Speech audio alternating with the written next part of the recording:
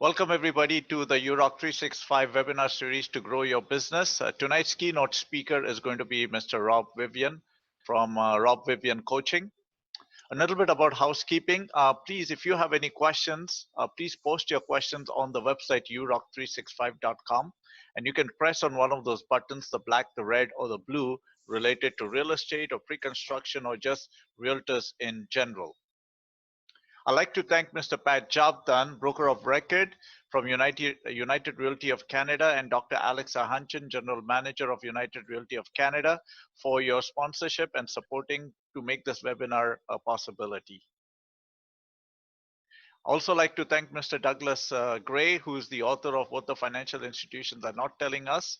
And if you want a copy of this book, please register on the uroc365.com website, and we'll make sure that we get you a copy of the book.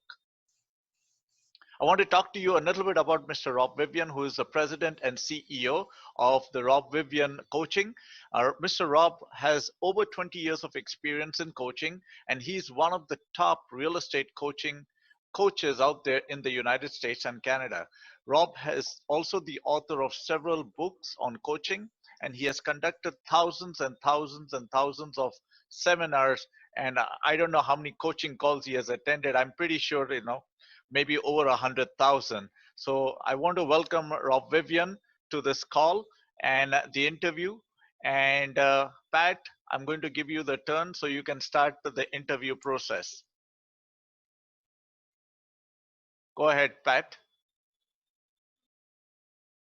Introduction, and thank you, Rob, for accepting our invitation.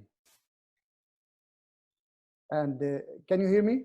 Yeah, you were muted for a sec, but I can hear you now. Yeah, okay, perfect. Something I have to mention about Rob. Rob, if you know Inman News, which is very good source for getting your news in real estate, I'm talking about to audience that are listening. Inman News is a very good source to get your real estate news. And Inman News has listed the top 25 best real estate coaches in North America. And Rob Vivian is one of them. And we are very happy to have you tonight, Rob. Thank you. You're welcome. And Rob, because we have only 30 minutes, less than 30 minutes, we're gonna get to it right away.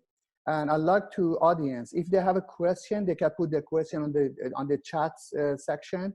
And Jerry, at the end, if we have time, we can read those questions and see for the answer. Rob, many people these days are confused, and the news we are hearing, everybody, they're concerned, confused, worried. And some people are talking about recession, some people are talking about depression. Now, tell us your general view about the real estate market in Canada, specifically in Canada. And if you think it's not going to crash, why not? Okay, so that's a really good question. Thank you, Pat. I can't speak intelligently really to every market in Canada as much as I can about the GTA. Although we do have coaching clients, and I'm going to say every major city in Canada, and actually most of the US.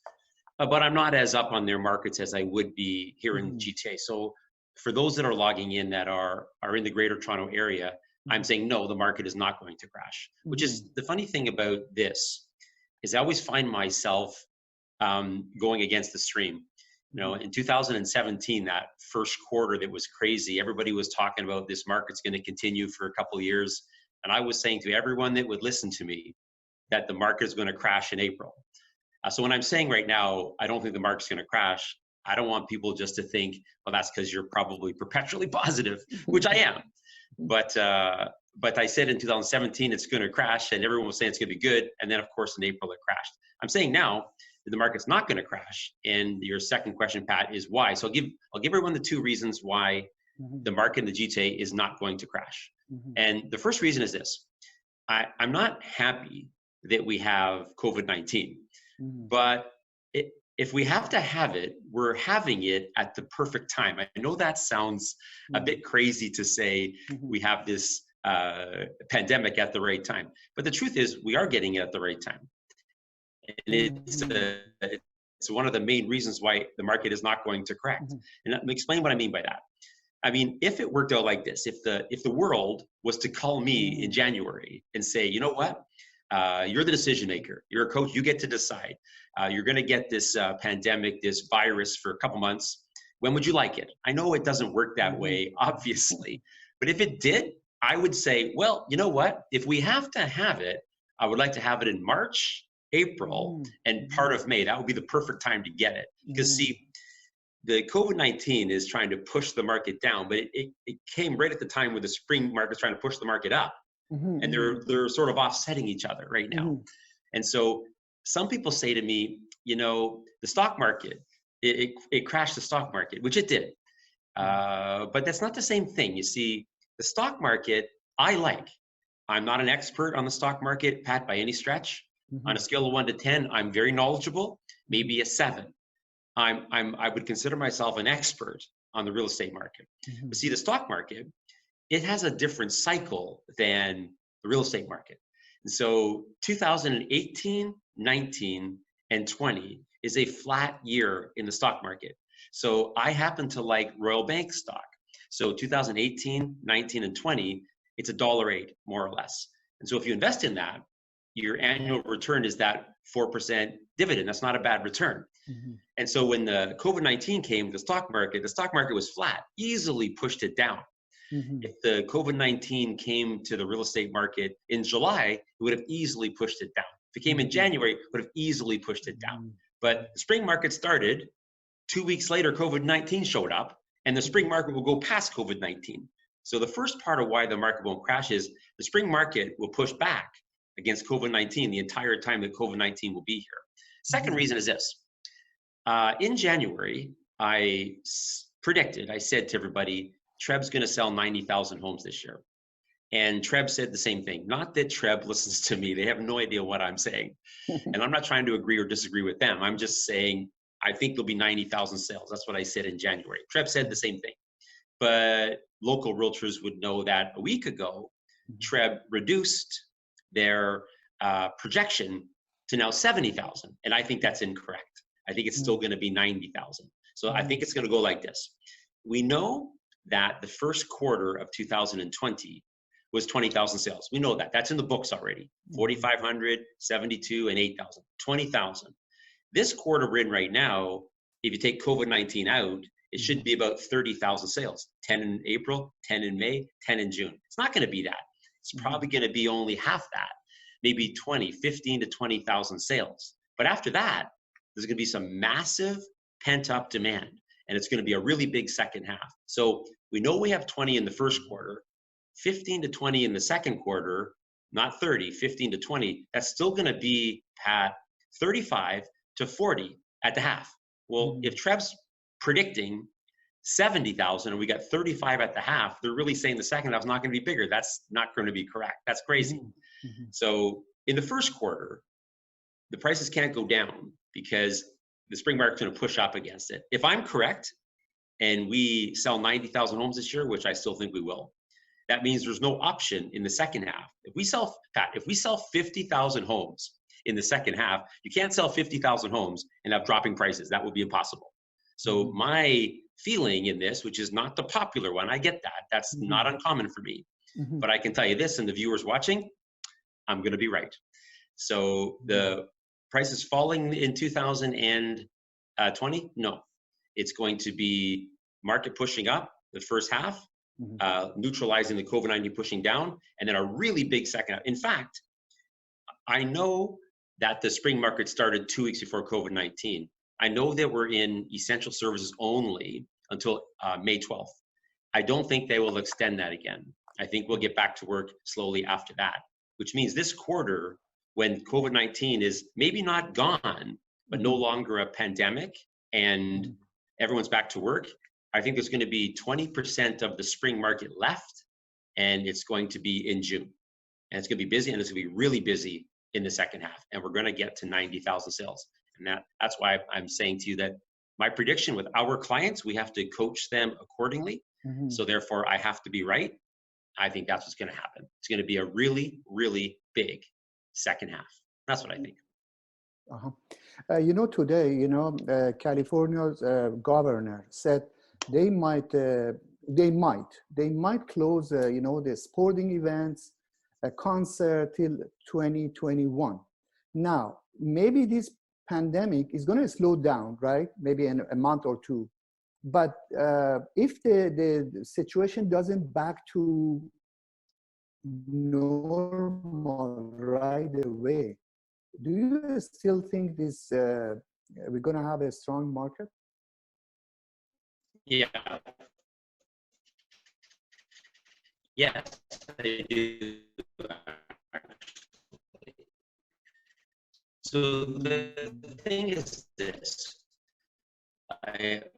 we had a big correction in 2017 in April. It was 20 to 25%. And I mentioned a minute ago, I was speaking at seminars January and February, and I was saying to everyone that would listen, I was really saying it for realtors, Pat, to be honest with you. So I said to them, I don't want you to go today, like January and February, and buy, because if you do, you're going to buy it today at $1 million, you're going to close it at 750. And so that's why I was telling realtors not to do that. Once you have a big correction like that, okay. So once they're always about 2020 comes around in a time, like here's how it was supposed to go. If you take COVID-19 out of the equation, it was supposed to be really, really bad for buyers right now. If there was no COVID-19, if you list something right now at 900, you should have had 20 offers and sell it for $1 million. Yes? Right now, yeah. So right now that's not happening. But so 2020 was supposed to go like this, really bad for buyers in the first half and kind of bad for buyers in the second half. 2020 was a seller all year, really good in the first and just good in the back. And so COVID-19 popped it in here, but it's not going to screw up that 100-year cycle. We already had the correction we needed to have. So when it checks out, I think there's going to be 20% more spring market. Be different, Pat, the way we do things, but I still think we're going to march all the way to those 90,000 sales, 35 to 40 in the first half and about 50 in the second half. And with that, there'd be no opportunity for prices to fall. And guys and gals, as you're listening to me, please, if I'm new to you, don't think that he's a motivational speaker and a coach. He's just always saying the positive thing. That is not true. I was the only one barking in January of 2017. I was telling everyone that would listen to me, it's going to crash in 90 days. So be careful with what you're doing. And then boom, it crashed in April of 2017. I'm not just saying this because I'm perpetually positive. That is also true. But I'm saying this is the way it's, the big cycle is going to be more powerful. Okay. If let's say sellers, if they said, Rob, should I list my house, my property right now, or should I wait? What do you recommend? Yeah, that's a really good question. And here's what I get from coaching clients and realtors that call me, is it seems like the realtor wants to decide I should talk them about now, or I should tell them to wait. But I don't think the realtor should decide. I think that they're over 18, they have a driver's license. You should explain it to them and let them decide. That's what you should do. So I'm not an active realtor. I mean, I still keep a real estate license. I don't mind paying the dues. It really bothers me when I have to take the courses because I haven't sold a house in a decade. But my son is a realtor and I do help him out sometimes. So I was talking, he had a set of buyers. I said to Josh, I want to take your calls in the month of April because I need to be advising the clients. I need to figure out what the public's thinking. So I'm taking all of his calls so that I'm the one talking on his behalf right now. So I had some folks called and they said, hey, we've got to sell our house. When should we do it? Okay, so I said, okay, so here's the thing. I think right now you can sell it. I think April's going to have 3,000 to 4,000 sales. I think May will have more because I think the first half of May will be like April, but the second half will be better, and then June will be big. So I said, if you don't need to sell right now, I think you should wait till end of May. And I think when COVID-19 checks out, at least in pandemic form, then we're going to finish up the last 20% of the market. So you should wait for that if you can wait for that. If you can't wait for that, you could do it now because 3,000 or 4,000 people will sell in April. And they said, we can wait. I said, well, then do that. So I didn't try to advise them, Pat, you should do it now or you should wait. I just treat them like they're adults. I explain it and they say, well, we'll wait till mid-May then. I said, that's fine. You see, I think really when realtors, good people, but sometimes through necessity, because maybe you're short on cash, you tell the person to go now, but you're really giving advice based on what's better for you, not what's really better for the customer. You know what I'm saying? Yes, yes. So a couple of weeks ago, I'm taking all of Josh's calls, as I said, so I can talk to the public. And a couple said, we need to sell our house. And I said, okay, you could get more for it in about a month and a half, end of May, June. It's going to be the back 20% of the spring market. That's what I'm suggesting. And they said, but we have to sell. Okay, then. So you can definitely sell now. We'll show you how to do it, mostly remotely, all safe and secure. You won't get quite as much. They said, but we have to sell. Well, I'm explaining it. And then it's their call. It's their decision to do whatever it is that they want to do. How about buyers or investors? Let's say somebody say, okay, should I buy right now or should I wait? Or investor, what do you think about buyers or investors? Yeah, so here's it's similar with buyers in that explain and let them decide. You know, because I know as people watch this, I know realtors are good people, but sometimes we give advice because we need a sale. You shouldn't do that. In the big picture, I've written 5 books on mindset and stuff. And, you know, the way the success world works, if you give bad advice to benefit yourself, you can make some short-term money, but you're never going to have the career you want. I don't make up the rules for success. I just write about them and teach them. So with buyers, if I'm saying this, that if somebody needs to buy in 2020, they should buy now, safely, securely, remotely, because if I'm correct with what I'm predicting, there wasn't supposed to be any benefit for buyers in 2020. What was on the docket for 2020 was real bad for buyers in the first half and then bad for buyers in the second half. That's what was supposed to happen. But because of this COVID-19, there's a small spot here where they don't have to compete with 20 other people. But once this checks out and that last 20% of the spring market clicks in, it's going to get worse for buyers. So really, if buyers, like I took some calls from some buyers for Josh, and I explained this to them, and they said, can we safely and securely remotely then purchase? Yes, where we have a whole process for that. We had our meeting over Zoom instead of in person. I sent them 10 listings. Normally with 10 listings, you take them out 3 times. We're not doing that. We sent them 10 listings, and I said, okay, I need you to watch the videos, the virtual tours, and look at all the pictures. I set another appointment for Zoom. I'm going to call you Saturday morning at 10 o'clock. I need you to rate the properties 1 through 10. Not each one 1 through 10. This is the best one. Next. Then I called them. We went over the properties, and they said, okay, this is how we have them ranked 1 through 10. After we looked at all the photos, I said, okay, great.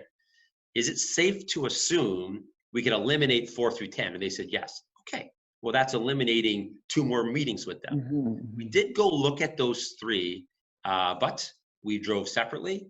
I had a mask. I did it for Josh because I wanted to be in the game with right now because I have to advise people.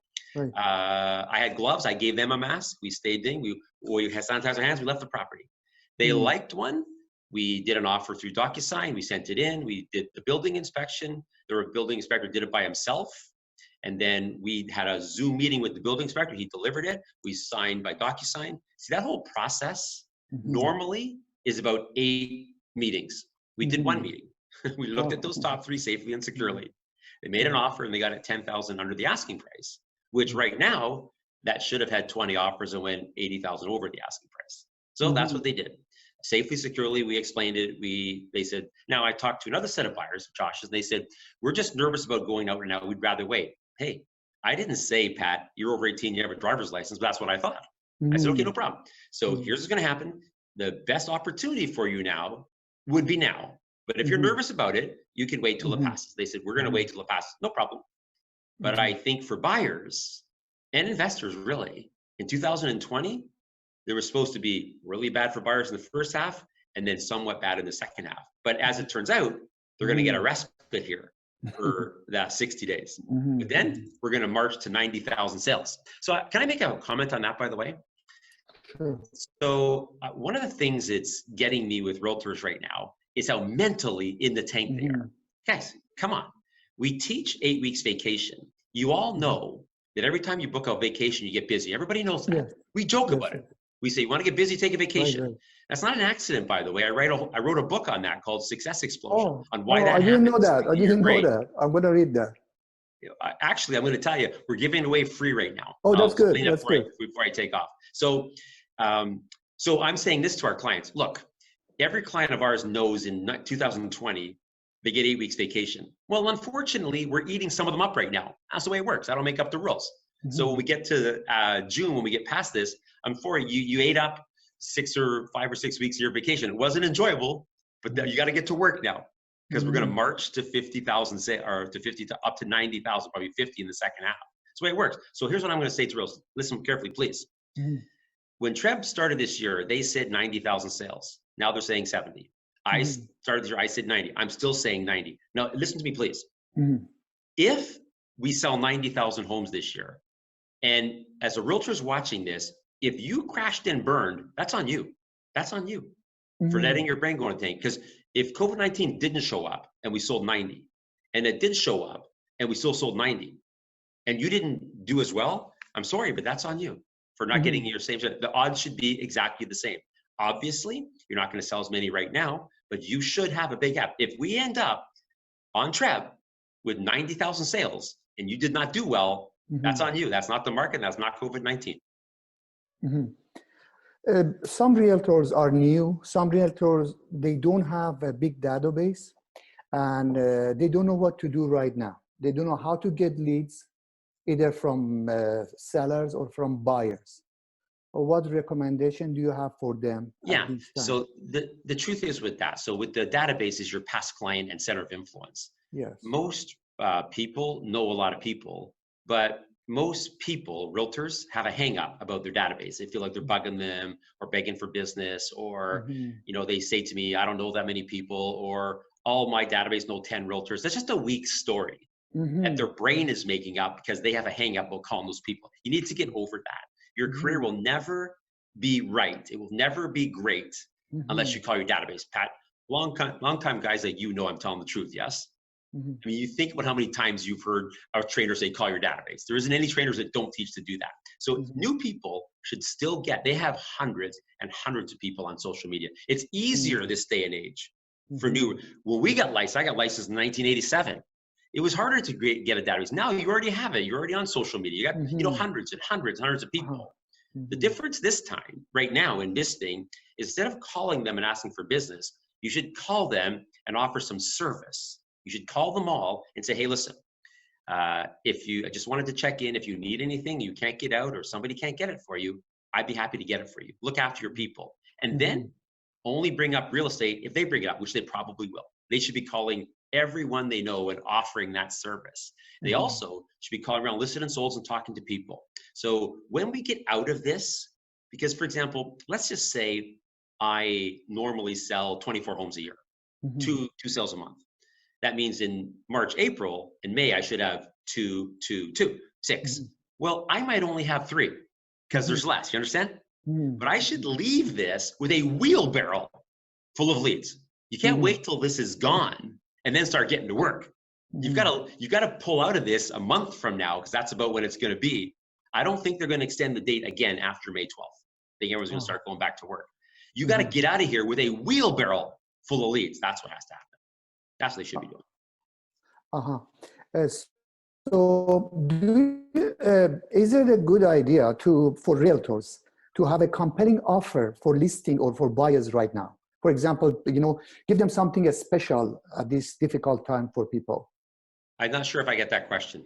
See, for example, somebody said, okay, because it's difficult time, I'm going to list your house, but I'm going to pay for your, you know. I'm a big no on that. Oh, no. So no, I'm a big no on that. No, okay. No. Like in my career, I sold 1,600 homes. I never gave a buyer cash back. I never bought anybody a gift.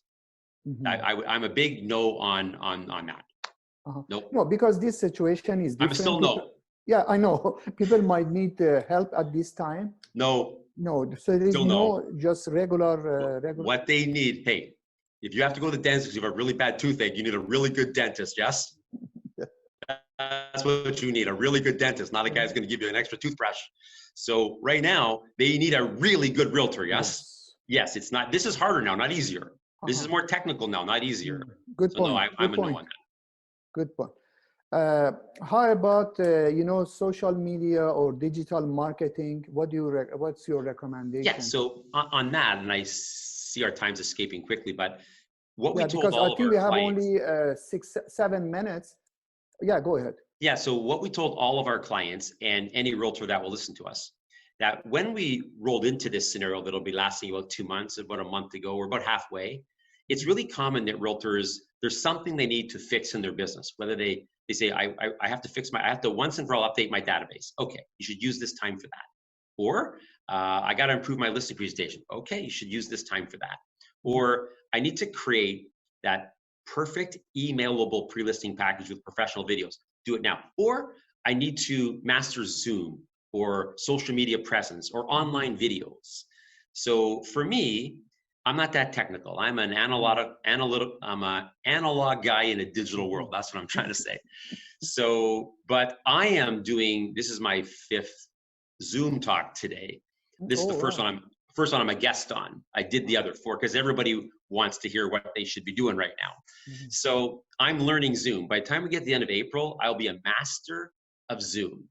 So I'm saying that when we came into this, realtors bring something in, they have to improve, whether that's social media or videos or whatever it is. Don't leave this with having not improved that. Use this time for that. So when you leave, you're an expert on it. So I know Zoom's pretty easy, but I look at this, there's still buttons, I don't know what they do yet. But by the end of the month, I'm spending some every day to learn it. I will know it like the back of my hand. So if there are realtors that are like, I don't really know social media, I don't really know how to do videos on there. You know what? This is the time to learn that. Don't take that inadequacy out of this. Learn that, prospect now a lot, and take a wheelbarrow full of leads out, and then we're going to be on a big ride for 7 months. And unfortunately, you used up most of your vacation. I don't make up the rules. Well, I kind of did make that one up, actually. Perfect. We have only 5 minutes left. I want to ask Jerry, thank you so much for your insight. Great insight. I'm going to ask Jerry. Let me share one more thing, okay? Sure. Can I share one thing? In case I can't go back. So I mentioned one of my books. So what I did, because I know that a lot of people are at home a lot.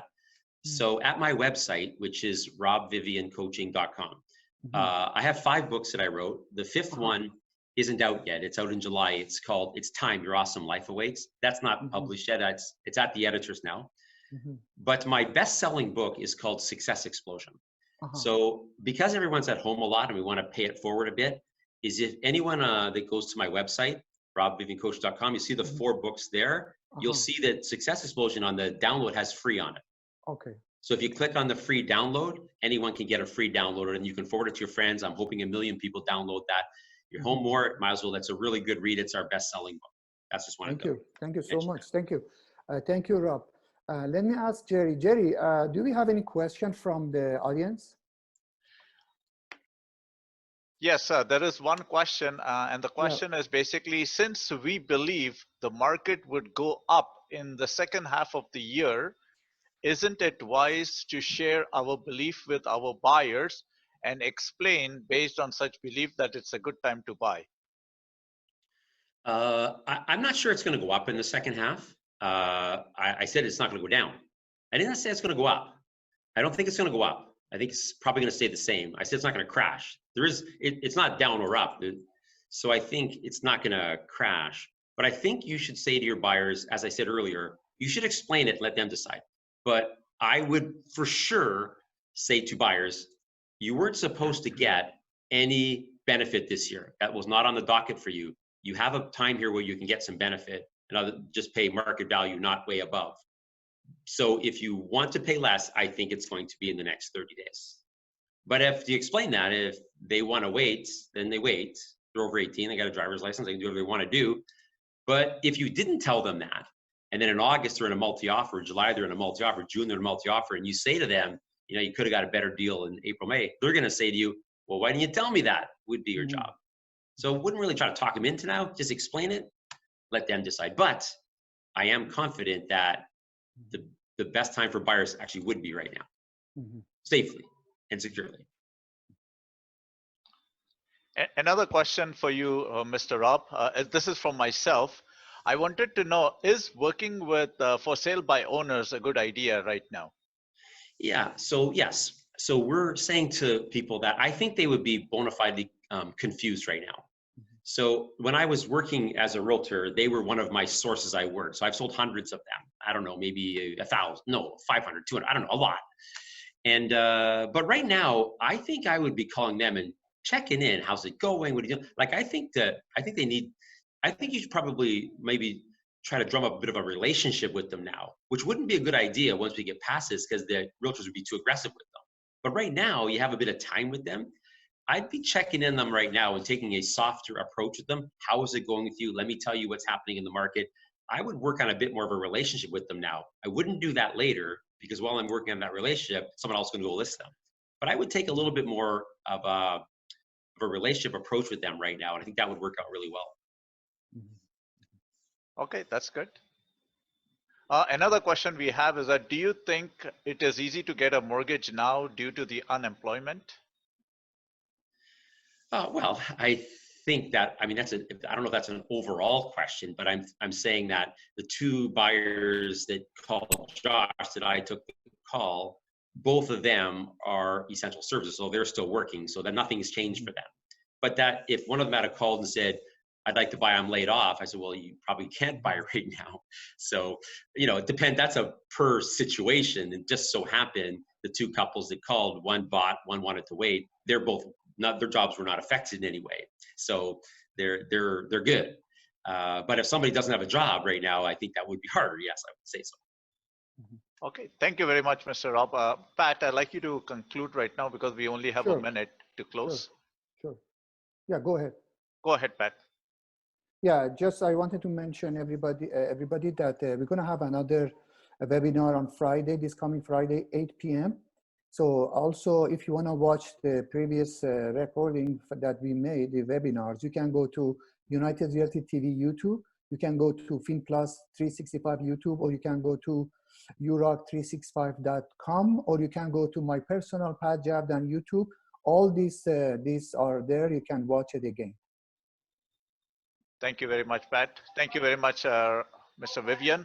We really appreciate your talk and your enthusiasm for the real estate market. And we are looking forward to meeting with you and talking to you soon.